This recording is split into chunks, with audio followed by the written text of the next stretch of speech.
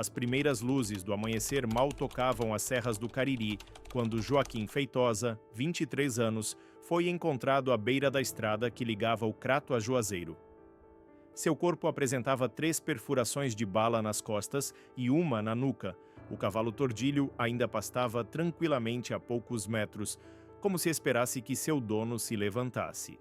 Corria o ano de 1897 e aquele assassinato, aparentemente comum nos sertões do Ceará, marcaria o início de uma das mais sangrentas vendetas familiares da história do Cariri. Francisco Feitosa, 52 anos, patriarca da família e um dos maiores proprietários de terras da região, recebeu a notícia da morte do primogênito em silêncio absoluto. Os outros 5 filhos homens já afiavam facões e carregavam garruchas enquanto as mulheres da casa preparavam o luto. O foi os Monte, disse apenas Chico Mendes, capataz da fazenda Boqueirão, propriedade dos Feitosa há 3 gerações. Vi 3 cavaleiros seguindo para as bandas do Crato depois dos tiros. A rixa entre Feitosa e Monte não era recente, mas nunca havia chegado ao derramamento de sangue. Disputavam água na época das secas, disputavam influência política na Câmara Municipal do Crato, disputavam a preferência dos comerciantes de algodão. Mas o motivo imediato para o assassinato de Joaquim tinha nome e sobrenome. Mariana Bezerra, 19 anos, filha do boticário do Crato, prometida em casamento a Antônio Monte, 25 anos, filho mais velho do coronel Roberto Monte. 2 semanas antes, durante a festa de Nossa Senhora da Penha, Joaquim Feitosa havia dançado 3 contradanças seguidas com Mariana, diante dos olhares furiosos de Antônio. Na saída da festa, embriagado pela cachaça e pelo ciúme, Antônio confrontou o rival. Feitosa não tem palavra nem honra, gritou na praça lotada. Respeita o que não é seu. Joaquim respondeu com um tapa no rosto que derrubou Antônio na poeira. A humilhação pública era dívida que só se pagava com sangue na lei não escrita do sertão. A resposta dos Feitosa veio exatamente uma semana após o enterro de Joaquim. Durante a feira do Crato, considerada trégua sagrada por comerciantes e famílias rivais, 3 irmãos Feitosa entraram a cavalo, rifles em punho. Localizaram Antônio Monte junto à barraca de um mascate sírio. Manda lembranças pro inferno. Foi tudo que ouviram antes das balas atravessarem seu peito, pescoço e cabeça. No tumulto que se seguiu, 2 feirantes inocentes também foram baleados. Coronel Roberto Monte, 58 anos, reuniu seus homens na fazenda Riacho Verde. Então não vamos mais caçar só os homens, disse, virando goles de aguardente diretamente da garrafa. Vamos apagar a semente? E assim a guerra se espalhou pelo Cariri como fogo em roçado seco. Em dezembro daquele mesmo ano, a casa de farinha dos Feitosa foi incendiada com 3 trabalhadores dentro. Em janeiro de 1898, 2 primos Monte foram emboscados voltando de Barbalha. O padre Irineu Pinheiro, vigário do Crato, tentou mediar o conflito. Convocou ambas as famílias para um encontro na matriz. Deus abomina o derramamento de sangue entre irmãos.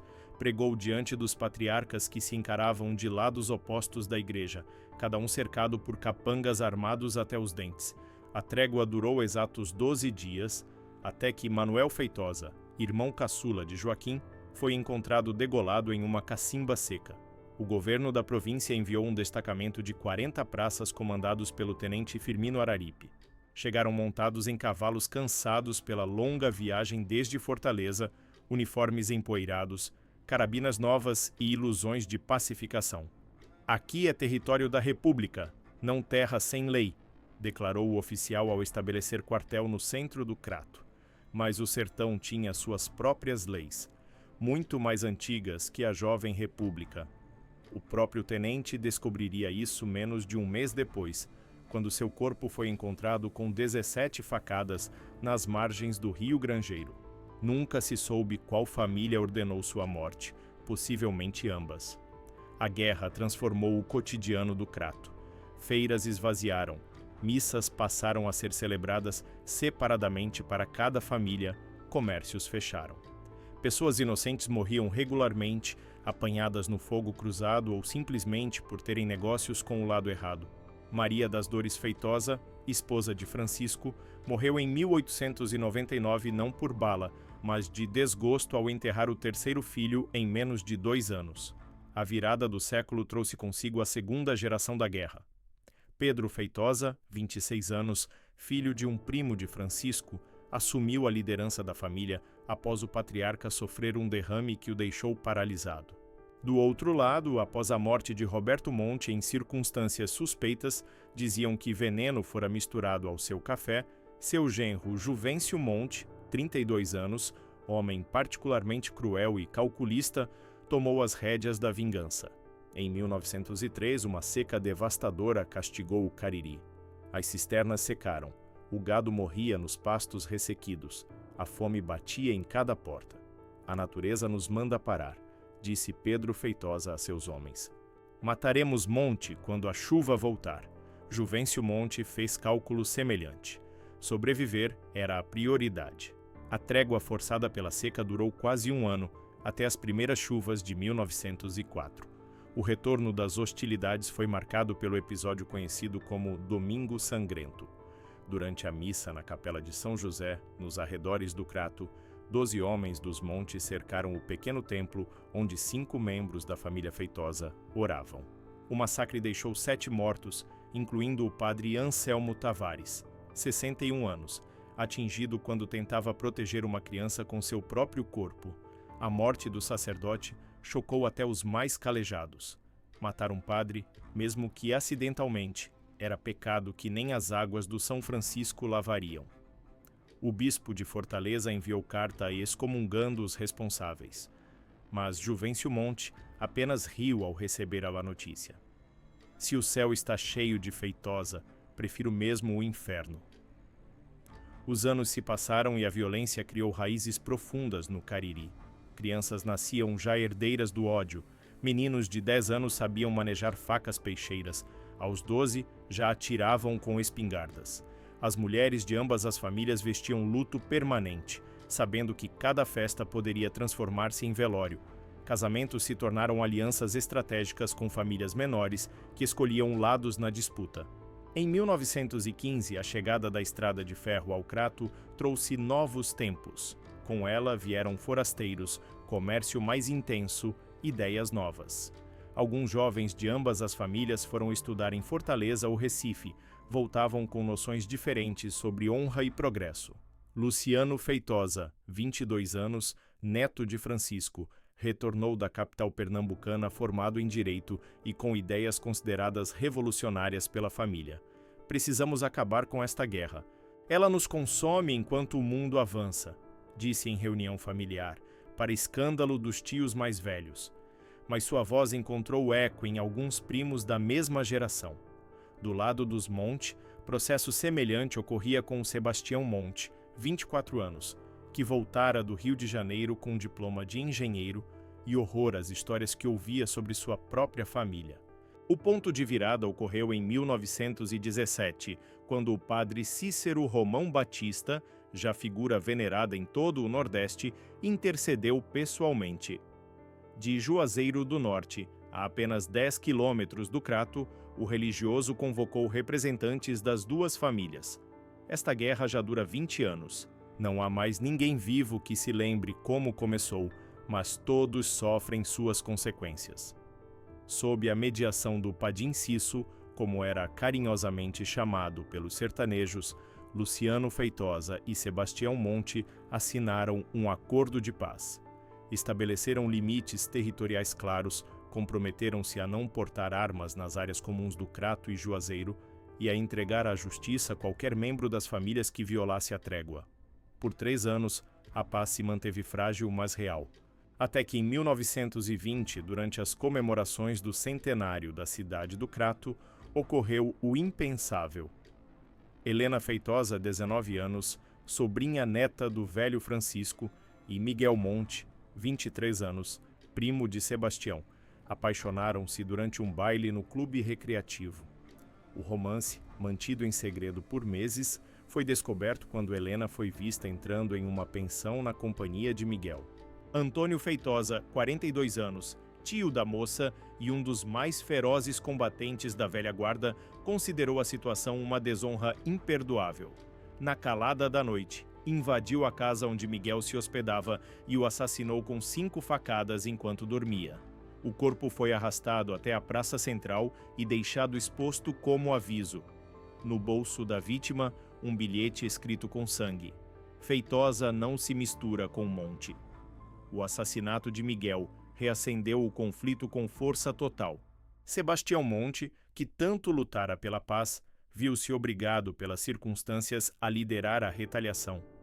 Tentei ser homem de paz, disse aos seus, mas eles só entendem a linguagem do sangue. Sua primeira ação foi sequestrar e executar Antônio Feitosa, deixando o corpo esquartejado nos 4 cantos da cidade. Helena Feitosa, grávida de Miguel, fugiu para a fortaleza temendo pela própria vida e pela do filho que carregava. A criança, um menino batizado como José, nasceu em maio de 1921, carregando em suas veias o sangue de ambas as famílias, mas longe do palco da guerra. A década de 1920 viu a violência atingir níveis inéditos. Já não se tratava apenas de emboscadas e duelos, mas de verdadeiras operações militares. Em 1925, um grupo de 30 homens dos Feitosa atacou a sede da fazenda principal dos Monte, resultando em 11 mortos. Em retaliação, os Monte incendiaram 3 propriedades dos Feitosa e envenenaram sua principal fonte de água. O governo estadual, finalmente reconhecendo a gravidade da situação, enviou em 1928 um batalhão inteiro da Força Pública, estabelecendo lei marcial no Crato e região. Casas foram revistadas, armas confiscadas, toques de recolher impostos. A repressão funcionou temporariamente, mas assim que as tropas se retiraram, em 1930, o conflito ressurgiu como brasa mal apagada. A Revolução de 1930 e a ascensão de Getúlio Vargas trouxeram mudanças ao cenário político brasileiro que respingaram no Cariri. O novo regime centralizador não tolerava potentados locais que desafiassem o poder do Estado. Em 1932, interventores federais foram enviados para desarticular milícias particulares e enfraquecer coronéis. Tanto Feitosas quanto Montes perderam poder político e econômico. A terceira geração da guerra já não tinha o mesmo fervor dos antepassados. Cresceram ouvindo histórias de atrocidades que lhes pareciam cada vez mais distantes e sem sentido. Raimundo Feitosa, 36 anos, bisneto do velho Francisco, assumiu os negócios da família com visão mais empresarial que guerreira. Do outro lado, Joaquim Monte, 34 anos, também demonstrava mais interesse em expandir suas propriedades que em vingar ancestrais. Em 1939, quando o Brasil ainda vivia os ecos da implantação do Estado Novo e a Segunda Guerra Mundial começava na Europa, um acontecimento inesperado mudou o curso da história no Crato. José Monte Feitosa, agora com 18 anos, filho de Helena e Miguel, retornou à cidade de seus antepassados. Educado em Fortaleza e depois no Rio de Janeiro, trazia consigo não apenas a combinação dos sobrenomes rivais, mas também ideias de reconciliação. Sou filho de 2 famílias que se matam há 40 anos. Apresentou-se diante de representantes de ambos os lados, convocados por carta. Em mim corre o sangue Feitosa e o sangue Monte. Vocês vão me cortar ao meio para satisfazer um ódio que já perdeu seu sentido? A presença daquele jovem, vivo apesar de todas as probabilidades, causou impacto profundo. Alguns viram nele um símbolo de esperança. Outros, uma aberração que desafiava a ordem natural das coisas. A jovem geração, particularmente, encontrou em José um porta-voz de seus próprios questionamentos sobre a perpetuação do conflito. A Segunda Guerra Mundial levou muitos jovens do Crato, incluindo filhos de ambas as famílias, a se alistarem na Força Expedicionária Brasileira. Entre eles, Francisco Feitosa Júnior, 22 anos, e Carlos Monte, 23 anos, que lutaram lado a lado na Itália, nas campanhas de Monte Cassino. O horror compartilhado das trincheiras europeias fez com que inimigos hereditários se tornassem camaradas. Quando retornaram em 1945, os jovens veteranos trouxeram consigo não apenas medalhas, mas uma perspectiva transformada sobre o que realmente importava. Vi homens morrerem por ideais, por nações, por liberdade, disse Francisco em reunião familiar. E aqui morremos por quê? Porque um Feitosa dançou com a noiva de um monte há 50 anos. A quarta geração da guerra já não conseguia compreender completamente suas origens. Os anos 1950 trouxeram televisão, rodovias asfaltadas, universidades mais acessíveis. O Crato se modernizava, tornava-se centro educacional do Cariri. Muitos jovens de ambas as famílias saíram para estudar e não retornaram. Os que ficaram já não viam sentido em perpetuar um ódio herdado. O último episódio violento ocorreu em 1957, quando dois primos distantes, um Feitosa e um Monte, ambos bêbados, discutiram em um bar sobre uma partida de futebol. O que começou como briga trivial escalou para tiroteio quando ambos invocaram o peso dos sobrenomes. 3 pessoas morreram, incluindo o dono do estabelecimento. A cidade inteira protestou. Comerciantes fecharam suas portas por 3 dias em luto e protesto. O jornal local, o Araripe, publicou editorial contundente. Até quando seremos reféns de uma guerra que já não tem soldados, apenas fantasmas? Em 1962, por iniciativa de José Monte Feitosa, agora advogado respeitado e vereador do Crato, realizou-se o primeiro encontro formal entre as famílias. Na sede da antiga Câmara Municipal, em salão apinhado de curiosos e jornalistas, representantes de 4 gerações de Feitosas e Montes sentaram-se à mesma mesa. O clima era de tensão, mas também de evidente exaustão. Perdemos mais de 100 homens e mulheres. Perdemos respeito, dignidade, oportunidades. Ganhamos o quê? Perguntou José, em discurso que seria reproduzido até mesmo no Diário de Pernambuco. É hora de enterrar não mais nossos mortos, mas o próprio ódio. Após horas de discussões acaloradas, onde velhas feridas foram expostas e antigas acusações revividas, chegou-se a um acordo formal. As famílias estabeleceram um comitê conjunto para resolver disputas, comprometeram-se a não transmitir o ódio às novas gerações e, simbolicamente, ergueram um monumento conjunto no cemitério municipal, homenageando todas as vítimas de ambos os lados. A paz não veio da noite para o dia. Velhos rancores permaneceram, especialmente entre os mais idosos. Mas a violência aberta cessou. Nos anos seguintes, ocorreu o impensável. Casamentos entre as famílias, parcerias comerciais, até mesmo alianças políticas. A Guerra dos Feitosa e Monte, que por 65 anos ensanguentou o Cariri, finalmente se tornava história. Em 1997, no centenário do assassinato que iniciou o conflito, realizou-se no Crato Simpósio Acadêmico sobre a Guerra Familiar mais longa do Nordeste brasileiro. Historiadores, sociólogos e descendentes de ambas as famílias discutiram as causas, consequências e lições do conflito. Entre os palestrantes estava a Dona Ana Maria Monte Feitosa, 92 anos, filha de José e última sobrevivente que testemunhou pessoalmente os anos finais da guerra. Ao microfone, com voz firme apesar da idade avançada, ofereceu a reflexão que melhor resumia aquela tragédia. Meu pai costumava dizer que a guerra começou por causa de um amor proibido e terminou por causa de um amor impossível. O dele por ambas as famílias. O que aprendemos? Que ódio se herda fácil, mas precisa ser cultivado para sobreviver. Deixe de regar, e ele seca como planta sem água.